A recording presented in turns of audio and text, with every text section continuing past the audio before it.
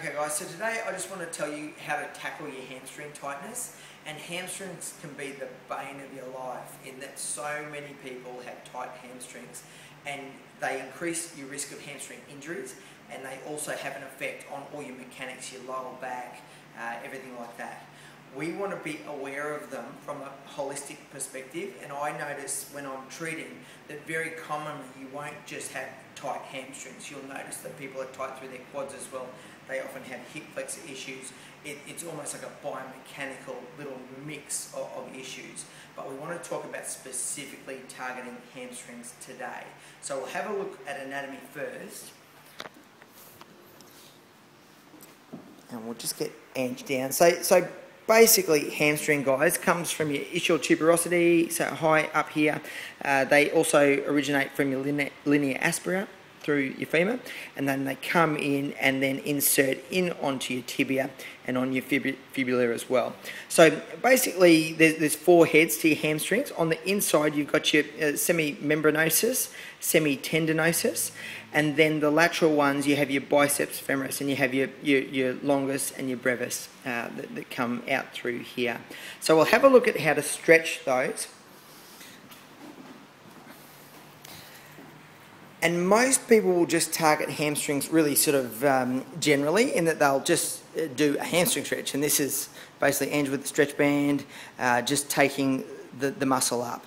And that's how most people will stretch. They might do 3 lots of 30 seconds, whatever they happen to do.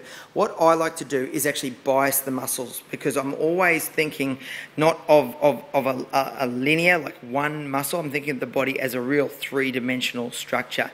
So yeah, we can turn the leg out, and that'll actually bias this inside, so semimembranosus, semitendinosus. So she'll sit on that stretch, and then she's going to turn the leg in, and that's going to bias that outside, so she's picking up biceps femoris more significantly in that position. So great to pick those 3 little sections. And then what we can also do is add a little neural component to it. So again, before you start any hamstring stretches, make sure you check with your doctor first and make sure that you don't have any health conditions, lower back conditions that preclude you from doing this type of stretch. So she's going to do a little neural stretch. So we call these little slider stretches. So she's using movement and then stretching in, toes go towards head. So she's not going to hold that for too long, about 3 seconds. And then back up again. And you think of that as a hamstring stretch, but also as almost like flossing the nerve right through. So again, guys, if you have any lower back conditions, any disc problems, anything going on, make sure you check with your doctor before you do this type of stretch. So 2 different elements there. I'll just get Ange up. And we'll swap over.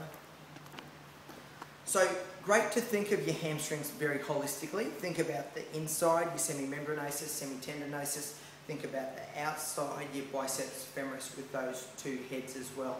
Oftentimes people will stretch and stretch and stretch hamstrings, and they get to a certain level and they don't get beyond it. If that's the case and you're healthy, your back is very healthy, you don't have any other issues, you can look to add in that neural component to it, where you think about a slider stretch where you're using the foot towards your face, 3 seconds, let it go.